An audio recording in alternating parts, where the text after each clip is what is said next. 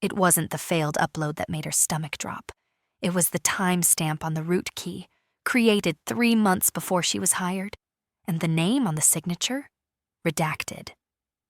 The Monday haze hadn't even cleared when Clara unlocked her screen, still nursing bitter coffee and the residual headache from a weekend of dodging Slack notifications. The message from the COO was terse, colder than usual. Your code's outdated. No greeting, no punctuation, no mercy. She blinked, double-checked the sender. Yep, Marcus Evans, Chief Operating Officer. Timestamp 7:46 a.m. He was known for his punctual venom. Clara's cursor hovered over the email thread attached. The subject line, urgent, GovProc upload error, rejected certificate. Her breath stalled. A ripple of unease stirred as she scrolled. The error report was brutal in its simplicity. Submission blocked. Digital signature root key, unsigned. Origin mismatch. Upload denied. She pushed away from the desk slightly. Procurement submissions didn't fail. Not on her watch. Not unless someone seriously screwed with the certificate chain. And that wasn't her responsibility. At least not directly. But the COO had messaged her, personally. That never boded well. By 8:04, she was on a Zoom call with Ravi from security. The lines under his eyes were darker than the last time she saw him. It's the root key, he said. Unsigned, no metadata traceable. Clara frowned.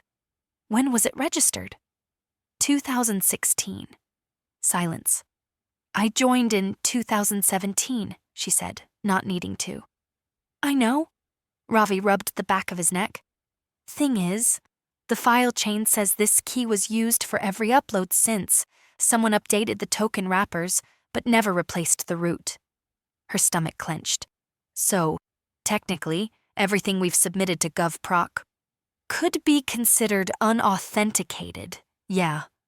She muttered a quiet curse under her breath. Who registered it? Ravi looked uncomfortable. That's the problem. The admin field is redacted. Her heart thudded. Redacted? I mean, literally. Encrypted field. No personnel tag. It shouldn't be possible unless someone hard-coded it directly into the certificate authority vault, she finished for him. Which wasn't just bad practice. It was forgery. And that could tank their 5-year government contract. By 8:29 a.m., she was in the hallway outside the 18th floor glass-walled exec suite, the only person from engineering ever summoned there under non-party circumstances. Clara ran a thumb over the seam of her notebook, where she'd printed every line of the certificate log history. Page 3 showed something that didn't make sense. A refresh token issued 6 weeks ago. Someone knew this was coming. Clara, a voice called. Jessica from legal. She turned. Jessica was pale, folders pressed tightly to her chest. You need to see this, she said, voice low. The original signatory email pinged on a compliance audit 2 days ago. Clara blinked. Whose name is on it? Jessica glanced around, lowered her voice even more. There's no name, just an internal ID code, and it resolves to an account deleted in Q4/2017. Clara froze. The year she joined. Somewhere deep in the server logs, someone had buried something they never expected to surface again. But that someone hadn't counted on a procurement rejection to yank it all into the light. And now it was her problem, and someone else's secret. Don't miss what's buried deeper than the code. The silence in the elevator was clinical, like the polished steel panels had been programmed to reflect only anxiety. Clara gripped her badge tighter. Floor 21 lit up. Legal, compliance, and the COO's corner of corporate Olympus. She wasn't sure which one summoned her this time. As the doors opened, a gust of over-conditioned air hit her, sharp with the sterile scent of laminate paper and corporate defensiveness. A row of glass offices stood like confessionals. Inside one, Marcus Evans paced like a caged algorithm. He looked up as she entered. "Clara," he said, voice clipped. "We have a problem." She didn't bother sitting. "I saw the logs." He tapped a printed packet on the table. "So did legal. We've been uploading unsigned data to a federal system for 7 years. You know what that means?" She did. She just didn't want to say it out loud.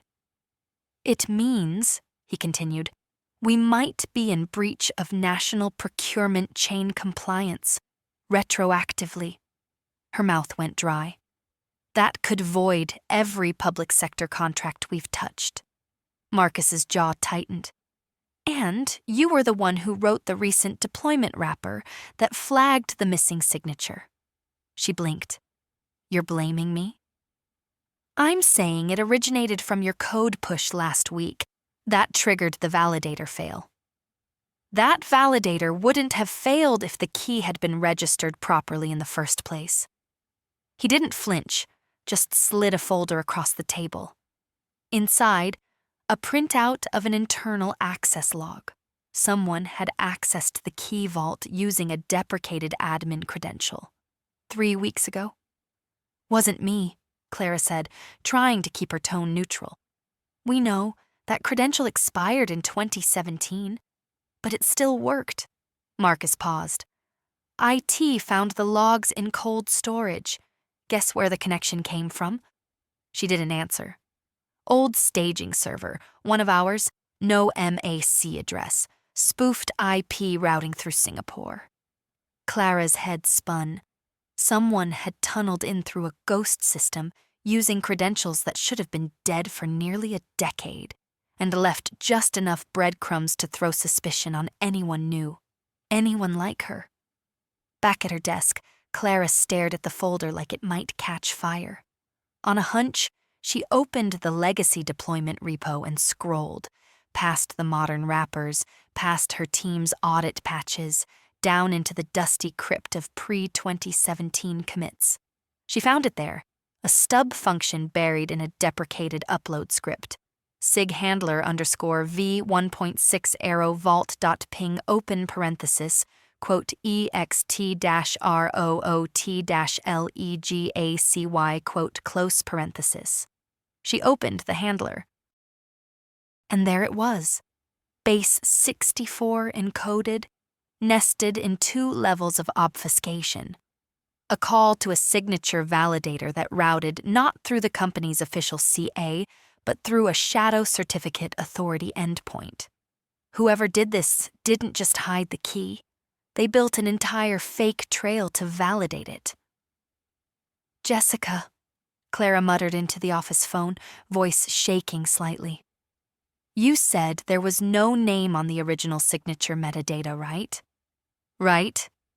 Can you check if that internal ID ever logged any HR requests before deletion? Leave approvals, benefits changes, access extensions, anything." A pause. Then Jessica's voice came back, low, confused. "There's one entry, a request to extend VPN privileges, approved by Marcus Evans. Timestamp, July 2017. The summer before Clara joined, and 3 months before that ghost key was registered." Her pulse roared in her ears, because suddenly it wasn't a matter of who registered the signature. It was why the COO signed off on a credential that shouldn't exist, and why someone made sure she would be the one to uncover it. Sometimes, digging into bad code doesn't just expose bugs, it exposes people. If this chapter gave you goosebumps, you're going to want to stay close, hit follow, so you don't miss what unravels next. There's a peculiar stillness in office buildings after 9 p.m. The air conditioning runs louder, the automatic lights flicker with delayed obedience, and every keystroke echoes like a footstep in a museum no one should be walking through. Clara sat alone in the QA staging bay, her monitor's glow painting sharp lines across her cheekbones. She was deep in a private rabbit hole now, a cloned image of the deprecated staging server Ravi had flagged. It had taken 2 favors and 1 encrypted chat with an ex-IT lead in Buenos Aires to even get access. But now she had the ghost system on her local. And what it whispered wasn't just unsettling, it was deliberate. The server logs weren't just wiped, they were manicured. Each action time-stamped with meticulous precision, layered with just enough real traffic to mask the buried commands. Whoever did this didn't just cover their tracks. They wanted someone to find them, but not too soon. She found the first clue buried in a temp folder labeled ~old_invoices_rework. Classic misdirection. Inside, an encrypted .key file and a nested .xml backup of procurement metadata from March 2016. Before she could open it, a pop-up blinked to life. Lock authentication required, legacy admin token. Of course, the ghost account's ghost password. But Clara had already seen enough of the encoding pattern in the vault call to guess it was a salted SHA 256 digest, basic by today's standards. She wasn't a hacker, but she was a stubborn software engineer with access to 3 debugging environments, the company's legacy salt keys, and 10 fingers that wouldn't stop trembling. 3 hours and several curse words later, she cracked it. The XML bloomed open, and there it was, a record of a digital signature process, submitted, verified, and certified by an entity labeled EV-M.E.2.016. Her breath caught. EV Evans Marcus, M.E. Marcus Evans. It was practically a signature, but there was more. In the metadata trail, a forwarding address, an external unlisted domain not on company records, rkt-strategy.io. She Googled it, nothing. Then she traced it through DNS archives. It had resolved once to a private mailbox service used by confidential bidders in government procurement blacklists. Someone had used this fake CA trail, not just to mask the signature, but to bypass the standard registry of vendor certifications entirely. They weren't hiding a mistake. They were hiding a backdoor. The next morning, Clara walked into the office dressed not for battle, but for court. Slate blazer, pressed collar, hair down. Not defiant, controlled. The kind of calm that makes lawyers pause and COOs sweat. She found Marcus in the boardroom, already surrounded by HR and 2 men from legal she didn't recognize. He looked up. "You wanted to speak?" She placed a sealed folder on the table. "Before you spin this into some version of rogue engineer pushes invalid cert, you might want to check pages 3 through 6, especially the one with the procurement forwarding domain." She didn't sit, just turned to leave. Marcus didn't call after her, but someone from legal did. "Clara, where did you get this?" She smiled without turning around. "From the same place the fake root key came from, only I wasn't the one who left it there." They wanted a fall girl, but she came with a mirror. Clara didn't go back to her desk. Instead, she walked to the 17th floor, the HR floor. It smelled like warm plastic and policy. Desks were tidy in that eerie, soulless way that suggested no one ever really worked there. Just reviewed, approved, terminated. She headed straight to Helena, the one HR contact she trusted. They'd once shared a week in onboarding hell together back in 2017. Helena looked up from her screen, blinking behind blue light glasses. "You look like you just pulled a sword out of a stone," she said. "Close." Clara slid into the chair across from her. "I need a favor, and I need it fast." Helena didn't move. "If it's about your PTO, it's about the deleted account that registered the digital signature in 2016. Helena's face lost its color like a file being wiped. You're not supposed to know about that. Too late. Do you have access to archived personnel logs? Something that tracks credential creation pre-2018? Helena hesitated, but she was already moving. That server's cold, only active during audits. I'll need a compliance key. Clara reached into her jacket and handed her a printed QR token. Jessica from legal gave me her override. One-time access. Helena stared. Clara, what exactly are you into? Clara answered without blinking. Trying not to be a scapegoat. 20 minutes later, they sat in a glassed-in HR conference room. Helena had plugged into the secure audit console and pulled up the personnel ledger, the one no one touched unless a subpoena was involved. What's the account tag? She asked. Clara gave it to her. EV-ME-2016, Helena typed. The system churned, something old and slow whirred into motion. Then, a hit. Clara, Helena whispered. This account, it was created under a temporary contractor profile. Clara leaned in. A contractor? Yeah, 6-month contract, bypassed standard HR onboarding. Who authorized it? Helena clicked, her eyes widened. Marcus Evans. Of course. But here's the kicker, she said, turning the screen. The profile was linked to a single project. Internal code RKT-ALETHEIA. Clara narrowed her eyes. What's Aletheia? Helena shrugged. Means truth in Greek. But this project, it's marked sealed. No financials, no attached team. Just metadata. Clara stood. Her mind was sprinting ahead of her body now. If Marcus brought in a ghost contractor, buried the root key behind that identity, and used it to verify submissions through an off-record certificate authority, then they weren't just skirting protocol. They were laundering access. Back at her desk, Clara fired up a secure IDE and dug into every commit tagged with RKT-ALETHEIA. It was buried deep in legacy version control, segmented in a private branch no one had touched in years. Except someone had touched it. Recently.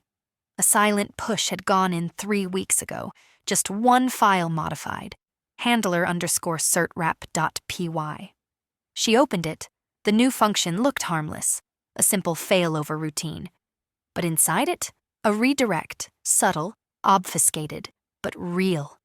Any failed signature ping would be quietly rerouted to a secondary validator, one hosted outside the company firewall. On a server Clara had traced before, rkt-strategy.io, the fake CA. This wasn't just legacy negligence.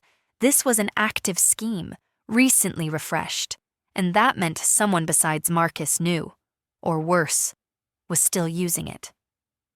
She copied the function, encrypted the log trail, and pushed it to a private folder Jessica could access. Then, in a fit of instinct, she sent one blind email to the external CA domain. No subject, no body, just the ghost signature hash string. It pinged back. Not everyone hiding a secret is doing it alone. And Clara just knocked on a door someone meant to keep closed. The reply came at 2:14 a.m., not to her work email, but to the encrypted burner inbox she'd linked through a disposable Proton mail tunnel.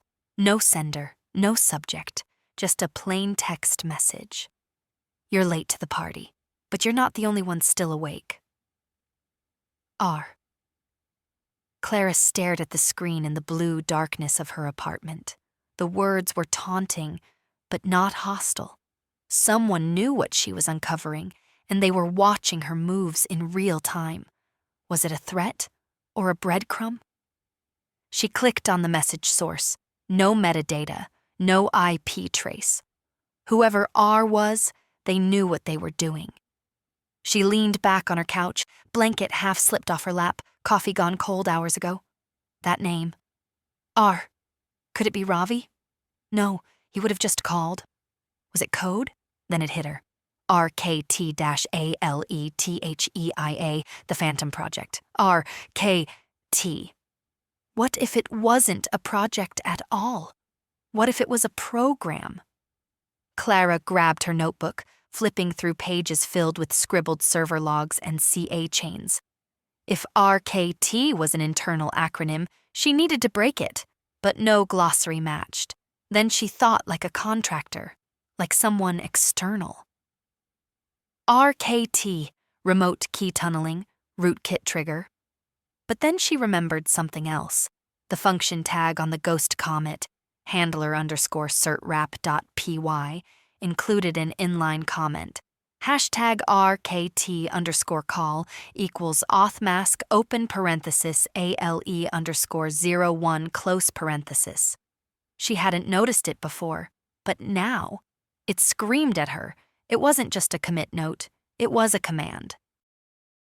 A masked authorization call, buried in obsolete cert wrapping logic, camouflaged by time and obsolescence. Whoever was behind this had activated something recently.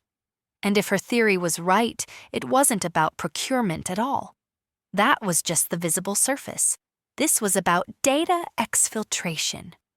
The next morning, Clara was back in the staging bay, the only engineer with clearance deep enough to touch the shadow pipelines still connected to federal submission endpoints. She patched into the sandbox instance used for mock uploads.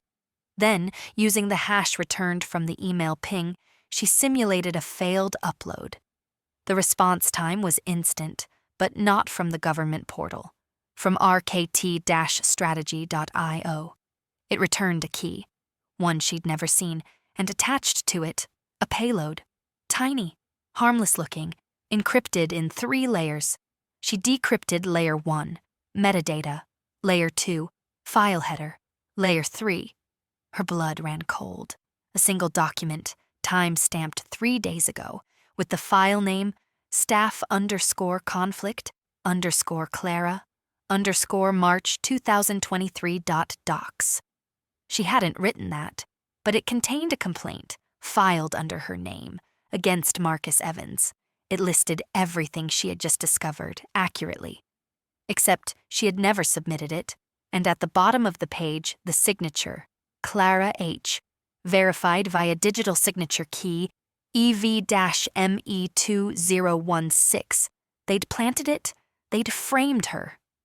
She backed out fast, firewalls up, logs cleared. This wasn't about finding the truth anymore. This was about staying ahead of a narrative already being written without her. Clara wasn't just the detective, she was the target, and someone was already feeding the board a version of events where she was the hacker, the leak, the disgruntled insider. She texted Jessica. "They're setting me up. I need to talk. Offline." Then she opened her browser, typed one address she swore she'd never use again. Her old GitHub repo, the one from before she joined the company. From her freelance days, she had one weapon left. Code no one else knew she wrote. They gave her a digital trap. But she's about to rewrite the logic. Clara's fingers hovered over the keyboard like a pianist about to strike a wrong note on purpose. The GitHub repo hadn't been touched since 2016, during a phase she jokingly called her coffee-stained keyboard era. Late-night freelance contracts, obscure security gigs, and one forgotten tool set, GhostLint. She'd built it out of spite, really. A hybrid static analyzer that sniffed out low-level signature manipulation across buried certificate chains? Nobody wanted it then. Too paranoid, too niche, too slow. But now it was exactly what she needed. She pulled the repo local, cleaned the dust off the codebase, and booted it into a container. GhostLint whirred to life like a sleepy bloodhound suddenly catching scent. Within minutes, it began flagging patterns she hadn't seen with modern tools: low-frequency crypto artifacts, reused hash salts, certificate fields with subtle byte mismatches, like digital fingerprints smudged on purpose. and every single one led back to the same signature lineage, EV-ME 2016. The same key that had now forged a whistleblower document with her name on it. Clara gritted her teeth. The trap wasn't just elegant, it was preemptive. Someone had built a time bomb that could trigger whenever the right person, her, got too close to the real trail. And the forged complaint? That was the failsafe. The moment she stepped out of line, they'd hit send, and HR would have a file showing she'd tried to bring Marcus down long ago. Not out of loyalty to the truth, out of revenge. Except she still had one thing they didn't: intentional ambiguity. Ghost Lint's logs weren't court admissible, but they were irrefutable to the right eyes. She zipped the results, attached a README with technical annotations, then encrypted it with a rotating passphrase split into two parts, one stored on a private vault server, the other printed and hand-delivered to Jessica. An hour later, she met Jessica in the cafe 2 blocks from HQ. No laptops, no phones, just black coffee and silence. Jessica slid the envelope across the table. "You're sure?" Clara nodded. "They're using an old fake root key to rewrote federal certificate verifications. Whoever set it up knew they'd need a fall person when it collapsed. And you're that person. Unless we flip the narrative." Jessica raised an eyebrow. "With a stack of GitHub logs and legacy hash trails?" Clara's mouth twitched. "And one little detail." She reached into her coat and pulled out a printout. It was the VPN extension request from 2017, the one approved by Marcus, the one with the internal ID tied to the ghost account. Clara had overlaid it with a metadata trace showing the request originated not from a contractor, but from an internal IP block, one assigned to Marcus's assistant. Jessica blinked. "You're saying Marcus didn't fake the credentials himself." "I'm saying he didn't have to. He had someone do it, someone who still works there, someone who's still keeping the system alive." Jessica leaned back slowly, connecting the dots. "Which means this whole thing isn't a one-man show," Clara finished. "It's a system, and I just triggered its defense mechanism." That evening, Clara returned to her apartment and found a manila envelope taped to her door. No name, no return address. Inside, a printed copy of her HR personnel file, and a post-it with 2 words written in pen: "Walk away." She stared at it, fingers trembling, heart pounding in her ears. Because now it was clear. They knew she was real. They knew she was close, and they had just issued their first real warning. The key was never the threat. It was the silence built around it. The warning was meant to intimidate. But instead of retreating, Clara burned. That manila envelope wasn't a threat. It was a mistake, a paper trail. A panic move from people who'd grown too comfortable thinking firewalls and falsified logs made them gods. She ran her fingers over the post-it again. Walk away. It was almost funny. Whoever sent it still believed she had that option. The next morning, she didn't go to her office. She went to theirs. Armed with a legal pad, a thumb drive, and a clean conscience, Clara took the elevator to floor 22, Executive Board Affairs, a place where engineers weren't supposed to exist unless they were on PowerPoint. She stepped into the marble and glass conference room where quarterly strategies were birthed and buried. The surprise on Marcus's face when he saw her was almost worth the nightmare. "Clara?" he said smoothly. "I wasn't expecting—" "You were hoping I'd disappear," she cut in, "and you almost succeeded." She placed the thumb drive on the table like a detonator. One of the board members leaned forward. "What's this?" "A demonstration, not a threat, just math." Jessica arrived moments later, as promised, legal blazer on, spine straight, expression unreadable. Marcus, she said, I've reviewed the materials. This meeting is now on record under internal whistleblower protocol. A beat of silence, then chaos. Marcus rose from his chair like gravity had let him go. You can't be serious? She can, Jessica said. Clara stayed silent, just clicked the drive open and cast the presentation to the wall screen.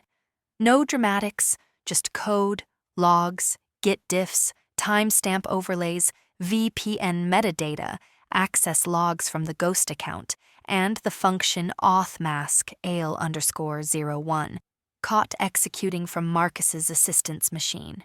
It was all there, and most damning of all, the certificate mismatch that only a top-level CA override could have made possible. One board member leaned back, eyes narrowed. Why would you frame your own engineer? Marcus scoffed. Frame? She's grandstanding with legacy tools and a vendetta. Another voice, softer, older, cut through.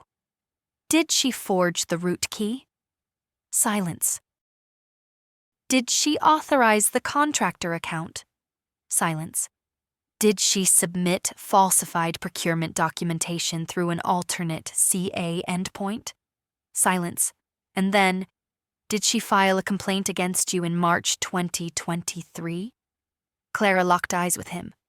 No, she said clearly, but someone forged one and signed it with your ghost key. The room went very still. Later, as Marcus was escorted from the building pending formal investigation, Clara stood at the lobby glass, watching the spring rain hit the pavement like 1,000 tiny timestamps erasing a lie. Jessica came to stand beside her. You know this doesn't end here. I know, Clara said. The assistant, he'll fold. Clara nodded. It was never just Marcus. Jessica offered a faint smile. What tipped it for you? Clara exhaled. He underestimated my code and overestimated my silence. The root key didn't expire. The cover story did. The fallout wasn't immediate. Like all things corporate, it arrived in phases, first as silence, then as denials, and finally, carefully worded memos curated by PR teams and legal departments. Following an internal audit, executive restructuring is underway. We remain committed to transparency and compliance. Clara watched the statements roll out like fog, thick, unclear, designed to numb rather than inform. Marcus was on administrative leave pending investigation, and his assistant had conveniently resigned. But she knew better. Resignation wasn't escape, it was strategy. Someone else was pulling threads. On Friday morning, Clara received a call from an unknown number. She almost didn't answer, but curiosity won. Clara Hensley? Yes? The voice on the line was male, clipped, official. This is Agent Paul Mendez, Office of Federal Vendor Integrity. We'd like to discuss your involvement in a recently surfaced CA forgery scheme involving submissions to the GovProc system. Her blood turned to ice. I didn't forge anything. We're aware. We've reviewed the package submitted to your legal counsel. Very thorough. Clara exhaled. But there's something you should see. Something we found during a cross-verification of procurement submission endpoints. What is it? The same redirect endpoint your company used, rktstrategy.io, has been used by 2 other federal vendors, both recently flagged for compliance anomalies. Her voice dropped. You're saying it wasn't just us? I'm saying this goes beyond your company. A pause. Then, we need your help. That night, Clara sat by her window, city lights bleeding through glass. The folder with the forged HR complaint still sat on her kitchen table, unopened since the board meeting. But now she understood. It hadn't been just about framing her. It had been about testing the system, seeing how long a fraud pipeline could run, how deeply a fake root key could burrow before anyone noticed. Her company was just one node. The procurement web was infected. And she'd accidentally tripped the alarm. She opened her laptop and created a new private repo. Name, Alethea Mirror. Purpose, real-time tracker of CA endpoint anomalies. Status, private, anonymous, collaborators, pending. She would feed Ghostlint into it, open the architecture, let others find what she found. Because if RKT was still active elsewhere, it meant Marcus wasn't the architect. He was just the first name that bled. As she closed the laptop, her phone vibrated. New message, unknown sender. You didn't walk away. Good. We're watching too, but not all shadows are enemies. A. She stared at the letter. Another initial. Another door cracked open. And this time, she wasn't alone on the hunt. The network wasn't broken. It was hijacked, and Clara just became part of the counter-program. Clara was no longer debugging for survival. She was tracing intent, reading systems like crime scenes, every line of legacy code a bootprint in mud. Ghostlint had evolved, rewritten into a live monitoring tool, feeding into Alethea Mirror, pinging with every certificate anomaly that echoed the RKT signature pattern. And the echoes were multiplying. 6 companies, 3 states, 12 procurement submissions rerouted to phantom certificate authorities. The pattern was undeniable now. This wasn't a rogue contractor. This was infrastructure, and someone had designed it to outlast its creators. Inside the company, her world had narrowed. People passed her with careful smiles, the kind reserved for whistleblowers who hadn't yet been canonized or canceled. Her team respected her in silence, but no one wanted to sit next to her in the break room. Jessica remained her only consistent ally, legal shield, confidant, and late-night code checker. One afternoon, while scanning Alethea Mirror logs, Jessica leaned over Clara's monitor. "What is that?" she asked, pointing at a new alert. Clara's brow furrowed. "Origin, DARPA subvendor pipeline. Redirect CA cert.alt-kyoto.net. Signature trail match 91.7% similarity to EV-M.E.2.016. Timestamp 7 minutes ago. That's not our vendor list," Clara whispered. "It's military adjacent." Jessica nodded. This just got federal. That night, she received another message from A. Same clean signature, same eerie calm. "You found Kyoto. Now find Kyoto Prime." They're not using CA redirects anymore. They've evolved. She traced the packet trail, rerouted it through 3 sandbox nodes, and decrypted the payload. Inside, a list of 10 entities, shell companies, all registered under different names, but all with matching submission logic and ghost cert behavior. They had evolved past root keys. Now they were building entire false registries, injecting trust at the DNS level. A shadow web of verification protocols that never touched official chains, but looked indistinguishable from them. No longer forgeries, simulations. Clara's hands trembled. "They're manufacturing digital legitimacy," she muttered. Jessica's eyes widened. "And if they can simulate trust, they can authenticate anything," Clara finished. "Contracts, bids, defense systems, even people." On a hunch, Clara dug into old RKT Alethea files. This time not for code, but for names. She ran the ghost contractor's ID through public databases. No match. She reversed it, used cryptographic patterning to see if it was generated, not typed. It was. An ID produced by a template generator, seeded with internal HR logic, which meant the ghost employee never existed. But the framework to create many more, still intact, still live. She stared at the words in her terminal, blinking through terminal lines like static. Ghost_seed, template_ID 01747. Status, active, Last use, 4 days ago. Source trigger, Kyoto-Prime. Someone was still minting fake identities, inside certified networks, inside government systems, and they weren't using stolen keys anymore. They were building legitimate ghosts.